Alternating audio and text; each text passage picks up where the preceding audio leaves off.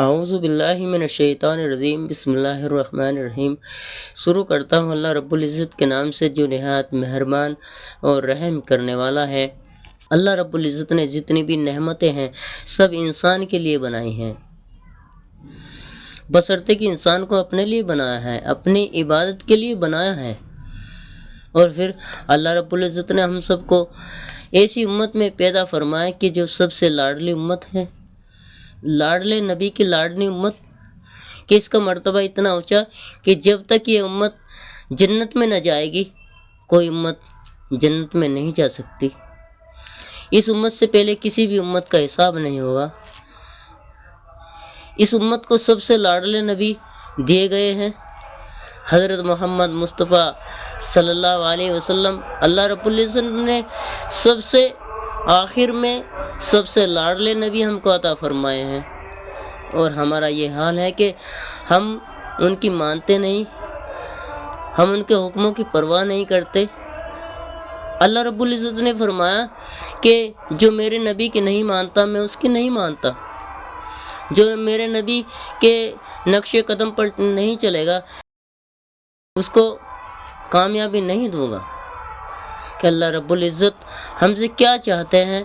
ہم سے اللہ رب العزت کچھ نہیں چاہتے، ہم سے اپنی بندگی چاہتے ہیں۔ ہم سب کو چاہیے کہ اللہ رب العزت کی بندگی کرے۔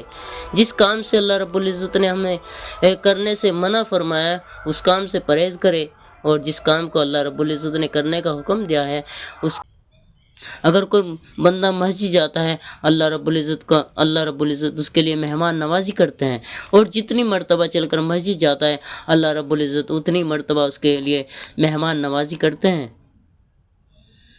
اللہ رب العزت خوش ہوتے ہیں اپنے بندے سے۔ دوستو، ہم سب کو کامیابی کی طرف متوجہ ہونا چاہیے۔ کیا کامیابی یہی ہے کہ دولت کما لی اور آخرت کھا لی؟ کیا ہماری کامیابی یہی ہے کہ دنیا میں دولت اکٹھا کر کے جا رہے ہیں تو خالی ہاتھ؟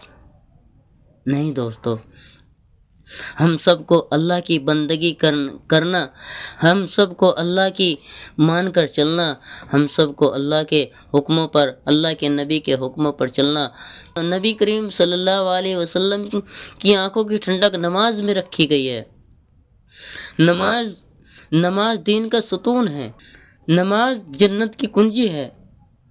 ایک حدیث میں آیا ہے کہ جس نے 5 وقت نماز پابندی کے ساتھ ادا کر لی اللہ تعالیٰ اس کو جنت عطا فرمائیں گے۔ ہم سب کو جاننا چاہیے، ہم سب کو اس پر غور کرنا چاہیے کہ اللہ رب العزت ہم سے کتنا پیار کرتے ہیں۔ 70 ماؤں سے زیادہ پیار کرتے ہیں اللہ رب العزت۔ دوستو، اس امت کی تعریف اللہ رب العزت فرما رہے ہیں۔ یہ امت ہمارے نبی کی لاڈلی امت ہے۔ اس امت کی اللہ رب العزت نے کلام پاک میں تعریف فرمائی ہے کہ یہ امت بہترین امت ہے، لوگوں کی نفع رسانی کے لیے بھیجی گئی ہے، اچھائی کا حکم کرتی ہے اور برائی سے منع کرتی ہے، اور ایک اللہ پر یقین رکھتی ہے۔ لیکن کچھ نمازی ایسے ہوتے ہیں کہ جن کی عمر تقریباً 20 یا 30 یا 60 سال ہو چکے ہیں، لیکن ان کو نماز کا طریقہ معلوم نہیں ہے، ان کو الحمد شریف سے ہی یاد نہیں ہے۔ دوستو، وہاں پہ نماز کا حساب ہوگا۔ جس کی نماز اچھی ہوئی اس کے باقی اعمال بھی اچھے ہوں گے، اور جس کی نماز خراب ہوئی اس کے باقی اعمال بھی خراب ہوں گے۔ دوستو، علم کا سیکھنا بھی ضروری ہے، بس نماز پڑھ رہے ہیں، نماز کا طریقہ معلوم نہیں ہے۔ آخر ہم اپنے آپ کو سدھارے، آخر ہم کہاں جا رہے ہیں؟ ہمارے دوست، چھوٹے بڑے بھائی مسجد تک نہیں آتے، ہوتی ہیں موبائل میں مبتلا رہتے ہیں، اذان ہوتی ہے اپنے عیش و عشرت میں مشغول رہتے ہیں۔ جب ہم گناہ کرتے ہیں تو ہم کو گناہ کا احساس بھی نہیں ہوتا۔ آپ جانتے ہیں کہ تمہارے کاندھوں پر کون بیٹھا ہوا ہے؟ کرامن اور کاتبین، جو آپ کا حساب کتاب لکھتے ہیں۔ آپ جانتے ہیں ان کو؟ آپ جانتے تو یہ نہ کرتے۔ تمہارا اچھا عمل بھی لکھا جاتا ہے اور برا عمل بھی لکھا جاتا ہے۔ کرامن کاتبین ہر وقت تمہارے پاس ہوتے ہیں، جو تمہاری اچھائی بھی لکھتے ہیں اور تمہاری برائی بھی لکھتے ہیں۔ دوستو، اگر گناہ کیا جائے اس پر افسوس نہ کیا جائے؟ نہیں دوستو، ایسا نہیں کرنا چاہیے۔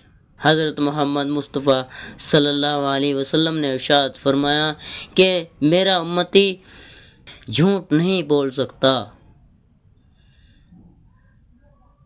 اور آج ہمارا جھوٹ بولنا، بات بات پر جھوٹ بول جاتے ہیں۔